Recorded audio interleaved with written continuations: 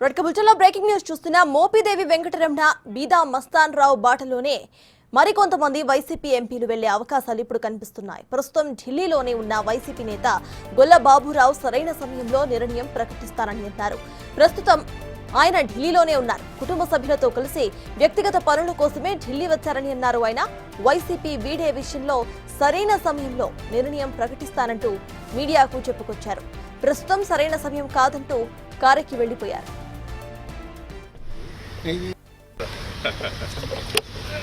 ఏం చెప్పలేదు.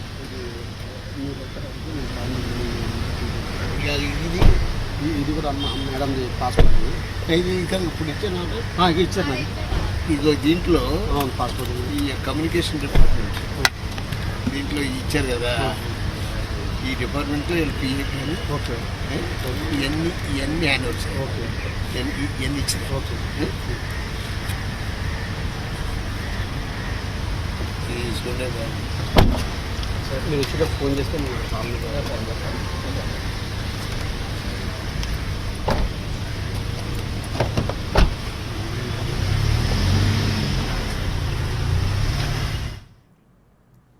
ఇప్పటికే ఇదే అంశంపై పూర్తి డీటెయిల్స్ మా ప్రతినిధి శివ అందిస్తారు. శివ, చెప్పండి, ప్రజెంట్ అటు వైసీపీ నేతలు టీడీపీలో చేరే అవకాశాలు ఎక్కువగా కనిపిస్తున్నాయి. అయితే అందులో భాగంగానే ఒక నేత సరైన సమయంలో తన స్టాండ్ ఏంటో ప్రకటిస్తానంటూ కూడా ఆయన ప్రకటించడం జరిగింది. దీన్ని ఎలా చూడాలంటారు? ప్రజెంట్ అప్డేట్స్ ఏంటి?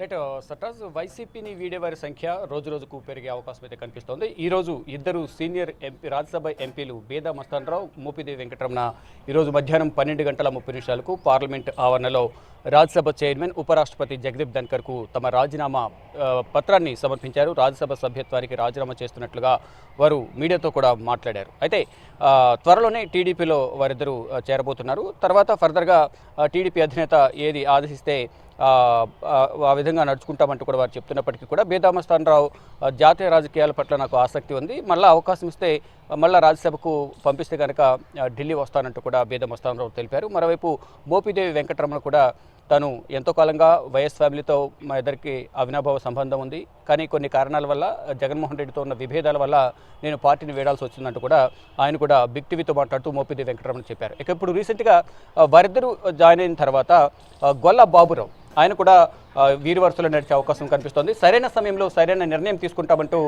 చెప్తున్నప్పటికీ అంతర్గతంగా ఇప్పటికే టీడీపీ నేతలతో చర్చలు ముగిసినట్లుగా కూడా తెలుస్తోంది. కొంత అనుచర వర్గం వద్ద అంటే రీసెంట్గానే రాజ్యసభ పదవి తనకు ఇచ్చారు కాబట్టి ఇప్పటికిప్పుడు జాయిన్ అవ్వడం వల్ల తప్పుడు సంకేతాలు వెళ్ళే అవకాశం ఉంది. ఈ నేపథ్యంలోనే త్వరలోనే తాను కూడా టీడీపీలో చేరే అవకాశం ఉన్నట్లుగా కొంత ప్రచారం అయితే జరుగుతుంది. తన అనుచర వర్గం దగ్గర కూడా అదే చెప్తున్నట్లుగా కూడా మనకు ఒక విశ్వసనీయ వర్గాల నుంచి అయితే సమాచారం అయితే ఉంది. కానీ తన కుటుంబ సభ్యులు ఢిల్లీలో ఉన్నారు. తమ కుమార్తెకు సంబంధించిన ఒక కాలేజ్ విషయంలో ఇక్కడికి రావాల్సి వచ్చింది, ఢిల్లీ రావాల్సి వచ్చింది. ఆ పని మీద తిరుగుతున్నాను, ఈ పని మీద రాజీనామా చేయడానికి రాలేదంటూ కూడా ఆయన పైకి చెప్తున్నప్పటికీ అంతర్గతంగా టీడీపీ నేతలతో ఎప్పుడో టచ్లోకి వెళ్లారు. త్వరలోనే తాను కూడా టీడీపీలో చేరతారంటూ కూడా వారి అనుచర వర్గం అయితే చెప్తోంది. మొత్తంగా చూసుకుంటే రోజు రోజుకు ఇటు రాజ్యసభకు సంబంధించిన ఎంపీలు కాంగ్రెస్ వైఎస్ఆర్ కాంగ్రెస్ పార్టీకి సంబంధించిన రాజ్యసభ ఎంపీలు ఒక్కొక్కరు కూడా చేజారిపోతున్నారు, జగన్ నుంచి దూరంగా జరుగుతున్నారు. జగన్ వ్యవహార శైలి నచ్చకే మేము పార్టీని వీడుతున్నామంటూ కూడా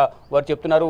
ఆ వ్యవహార శైలి వల్లే 150 స్థానాలు ఉన్న వైఎస్ఆర్సీపీ పార్టీ 11 స్థానాలకు పడిపోయింది. దానిలో కూడా మరికొంతమంది పార్టీని వీడేందుకు సిద్ధంగా ఉన్నారంటూ కూడా ఇప్పుడు ఎవరైతే పార్టీకి దూరం అవుతున్నారో, ఎవరైతే రాజీనామా చేస్తున్నారో రాజ్యసభ ఎంపీలు వారందరూ కూడా చెప్తూ ఉన్నారు. ఇటు గొల్ల బాబురావు కూడా ప్రధానంగా అంటే సరైన సమయంలో సరైన నిర్ణయం తీసుకుంటాం, కానీ ఇప్పుడే ఏం చెప్పలేను అంటే ఆ మాటలోని అంతరార్థం బట్టి మనకు అర్థమవుతుంది. త్వరలోనే గొల్ల బాబురావు కూడా టీడీపీ కండువా కప్పుకోబోతున్నట్లుగా కూడా సమాచారం అయితే అందుతోంది. ఇక బీదా మస్తాన్ రావు, మోపిదేవి వెంకటరమణ ఇద్దరు కూడా పార్టీకి అలాగే రాజ్యసభ సభ్యత్వానికి రాజీనామా చేసిన తర్వాత 50 అశోక్ అరెడ్లో రాజ్యసభ ఇటు టీడీపీకి సంబంధించిన ఫ్లోర్ లీడర్ శ్రీకృష్ణదేవరాయలను అలాగే బీజేపీ ఎంపీ సీఎం రమేష్ను కూడా మర్యాదపూర్వకంగా 50 అశోక్ రోడ్లో వారు కలిశారు. వారితో పాటు మరికొంతమంది టీడీపీ ఎంపీలందరూ కూడా అశోక్ రోడ్లో మీట్ అయ్యారు. అంటే త్వరలోనే వీరు టీడీపీ తీర్థం పుచ్చుకోబోతున్నారు. అంటే ఒక 2-3 రోజుల్లో